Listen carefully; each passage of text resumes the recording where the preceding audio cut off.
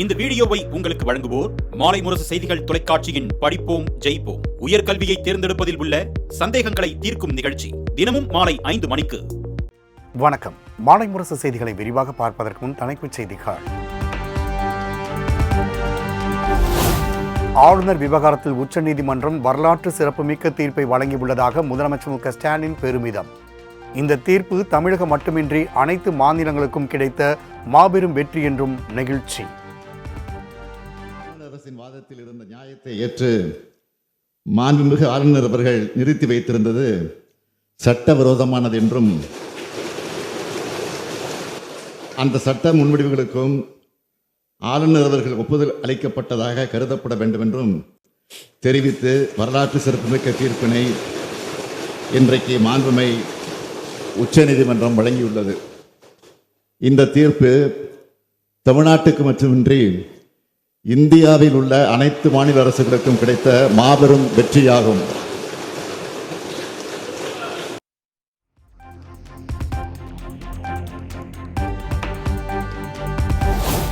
ஆளுநர் விவகாரத்தின் தமிழ்நாடு அரசின் வாதத்தில் நியாயம் இருப்பதை உச்சநீதிமன்றமே ஏற்றுக்கொண்டதாக முதலமைச்சர் பெருமிதம். மாநில சுயாட்சி மற்றும் மத்தியில் கூட்டாட்சி நிலைநாட்டிட தமிழ்நாடு போராடும் என்றும் திட்டவட்டம்.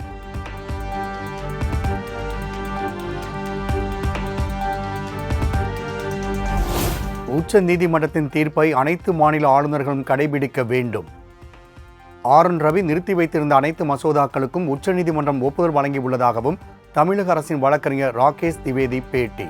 In fact, the court has also said that the action of the governor of Tamil Nadu was not bona fide.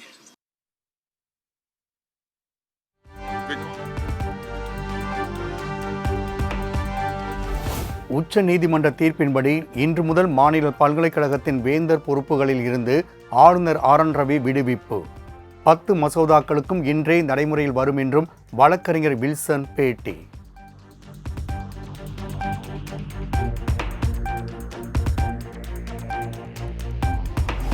சட்டப்பேரவை நிறைவேற்றப்பட்ட 10 மசோதாக்களை ஆளுநர் ஆர்.என். ரவி நிறுத்தி வைத்தது சட்ட விரோதம். தமிழ்நாடு அரசு தொடர்ந்த வழக்கில் உச்ச நீதிமன்றம் அதிரடி தீர்ப்பு.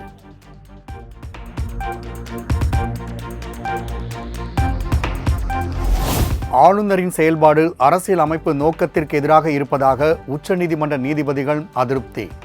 பேரவை நிறைவேற்றப்பட்ட மசோதாக்களை நிராகரிக்க ஆளுநருக்கு வீட்டோ அதிகாரம் இல்லை என்றும் திட்டவட்டம்.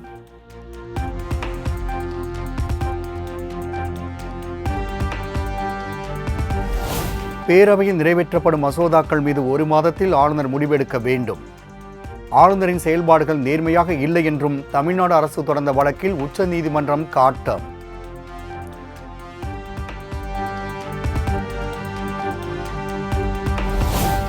ஒகேனக்கல் 2வது கூட்டு குடிநீர் திட்ட பணிகள் விரைவில் தொடங்கப்படும்.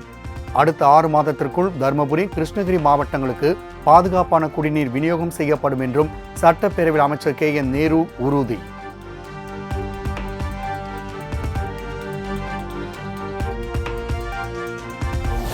வாசுதேவநல்லூர் தொகுதி தலையணை பகுதியை சுற்றுலா தலமாக மாற்ற நடவடிக்கை எடுக்கப்படும். சுமார் 1,27,00,000 ரூபாய் மதிப்பில் செயல்படுத்தப்படும் என சுற்றுலாத்துறை அமைச்சர் ராஜேந்திரன் சட்டப்பேரவையில் அறிவிப்பு.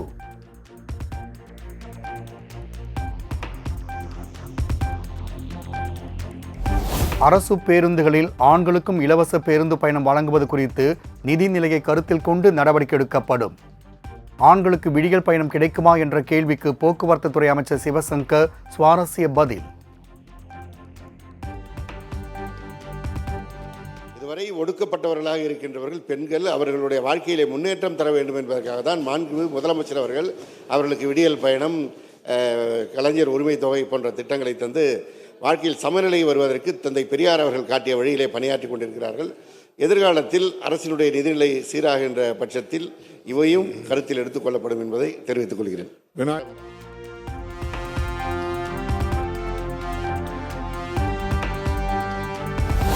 ஆளுநருக்கு எதிரான உச்சநீதிமன்ற தீர்ப்பின் மூலம் அகில இந்திய தலைவராகிவிட்டார் முதலமைச்சர் மு க ஸ்டாலின்.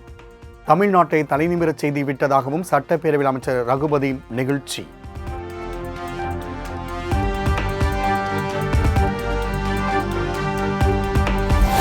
பங்குனி உத்திர திருவிழாவை முன்னிட்டு பழனியில் வருகிற 10, 11, 12 ஆகிய 3 நாட்கள் கட்டண தரிசனம் ரத்து. சட்டப்பேரவையில் அமைச்சர் சேகர்பாபு அறிவிப்பு. பழனி ஆண்டவர் திருக்கோயிலில் இலவச கட்டண தரிசனம் ஏற்படுத்தப்படுமா என்றார். அவரது கோரிக்கை ஒன்றாக ஏற்றுக்கொள்ளப்பட்டு 10, 11, 12 ஆகிய 3 நாட்களில் இலவசமாக தரிசனம் செய்வதற்கு கட்டண முறை ரத்து செய்யப்படுகின்றது என்பதை இந்த நேரத்தில் தெரிவித்துக் கொண்டு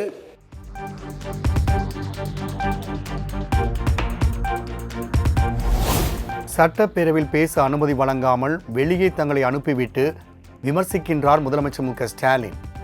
காவி உடையில் வராமல் கருப்பு சட்டையில் வந்திருப்பதாக முதலமைச்சர் குறிப்பிட்டதை சுட்டிக்காட்டி எதிர்க்கட்சித் தலைவர் எடப்பாடி பழனிசாமி விமர்சனம். எதிர்க்கட்சியாக இருக்கக்கூடிய அதிமுகவினர் இன்று கருப்பு சட்டையோடு வந்திருக்கிறார்கள். கருப்பு சட்டை போட்டு வந்ததற்காக நான் என்னுடைய மகிழ்ச்சியை தெரிவித்துக் கொள்கிறேன். நல்ல வேளை காவி உடை வராமல் கருப்பு சட்டை வந்ததற்காக என்னுடைய அளவு கடந்த மகிழ்ச்சியை தெரிவித்துக் கொள்கிறேன்.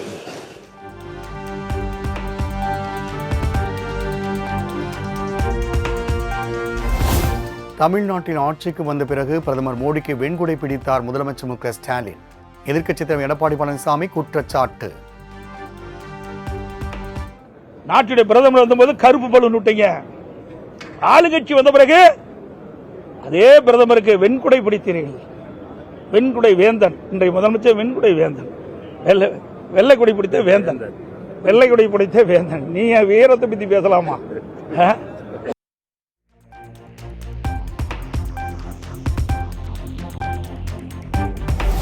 எடப்பாடி பழனிசாமி உள்ளிட்ட அதிமுக எம்எல்ஏக்கள் கருப்பு உடை அணிந்து சட்டமன்றத்திற்கு வருகை. மக்களின் பிரச்சினை குறித்து சபாநாயகர் அப்பாவு பேச அனுமதிக்கவில்லை என குற்றச்சாட்டு.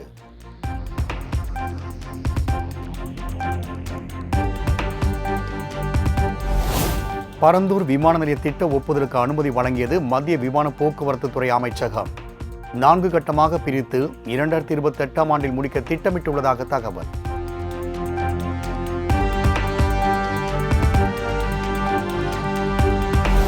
டாஸ்மாக் வழக்கில் உயர்நீதிமன்றத்தை இழிவுபடுத்துவதா?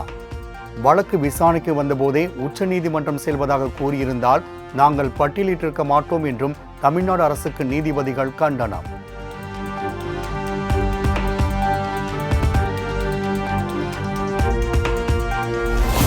டாஸ்மாக் விவகாரத்தில் பொது நலத்திற்காக மனு தாக்கல் செய்யப்பட்டதா அல்லது சில அதிகாரிகளை காப்பாற்றுவதற்காக தாக்கல் செய்யப்பட்டதா? குறைந்தபட்சம் நீதிமன்றத்திற்காவது நீங்கள் நேர்மையாக இருக்க வேண்டும் என்றும் தமிழ்நாடு அரசுக்கு சென்னை உயர்நீதிமன்ற நீதிபதிகள் காட்டம்.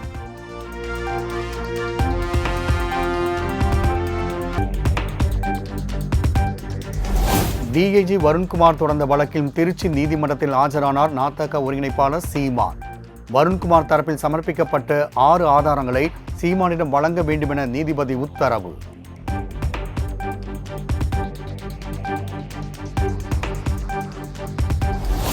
சேலம் பெரியார் பல்கலைக்கழக துணைவேந்தர் ஜெகநாதனின் ஜாமீனை ரத்து செய்ய கோரிய மனு. ஏப்ரல் 21ஆம் தேதிக்குள் காவல்துறை மனுவுக்கு பதிலளிக்க துணைவேந்தர் தரப்புக்கு சென்னை உயர்நீதிமன்றம் உத்தரவு.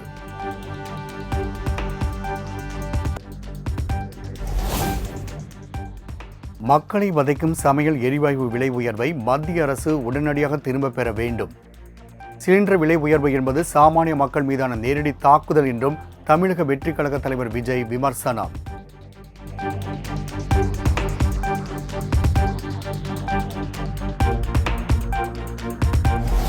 சமையல் எரிவாயு சிலிண்டருக்கு 100 ரூபாய் மானியம் என்ற தேர்தல் வாக்குறுதியை திமுக அரசு தற்போதாவது நிறைவேற்ற வேண்டும். இல்லையெனில் மீண்டும் மீண்டும் பொய் சொல்லி ஏமாற்றும் திமுக அரசுக்கு எதிராக தமிழக மக்களின் எதிர்வினை தீவிரமாக இருக்கும் என்றும் விஜய் காட்டம்.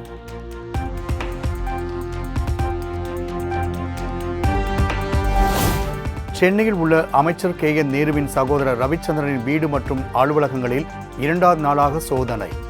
நேற்றைய சோதனையில் பெட்டி பெட்டியாக ஆவணங்கள் கைப்பற்றப்பட்ட நிலையில் அமலாக்கத்துறை அதிகாரிகள் தொடர்ந்து ஆய்வு.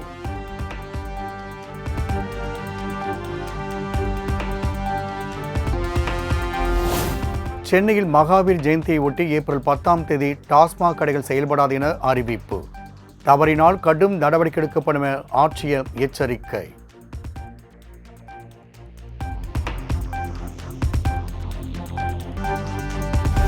வேலூரில் கல்லூரி பெண் பேராசிரியரிடம் பாலியல் அத்துமீறல் ஈடுபட்டதாக புகார்.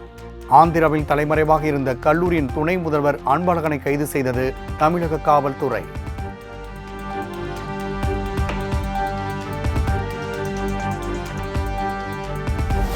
இந்திய பங்குச்சந்தை நேற்று சரிவடைந்த நிலையில் இன்று ஏற்றத்துடன் வர்த்தகம். 1800 புள்ளிகள் உயர்ந்து வர்த்தகமாகி வருவதால் முதலீட்டாளர்கள் நிம்மதி.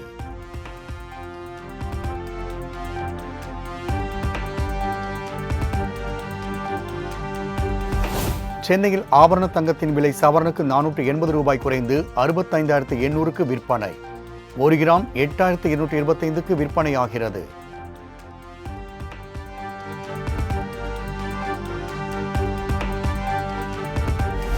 மதுரை அலங்காநல்லூர் பகுதியில் தொடர் மழையினால் அறுவடைக்கு தயாரான நெற்பயிர்கள் மழைநீரில் மூழ்கி சேதம். அதிகாரிகள் ஆய்வு செய்து உரிய இழப்பீடு வழங்க வேண்டும் என விவசாயிகள் கோரிக்கை.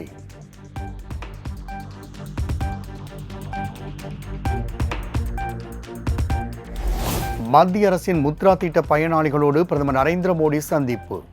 சிறு குறு தொழில்கள் மூலம் பெற்ற பலன்கள் மற்றும் வாழ்வில் ஏற்பட்ட மாற்றங்கள் குறித்து உற்சாக கலந்துரையாடல்.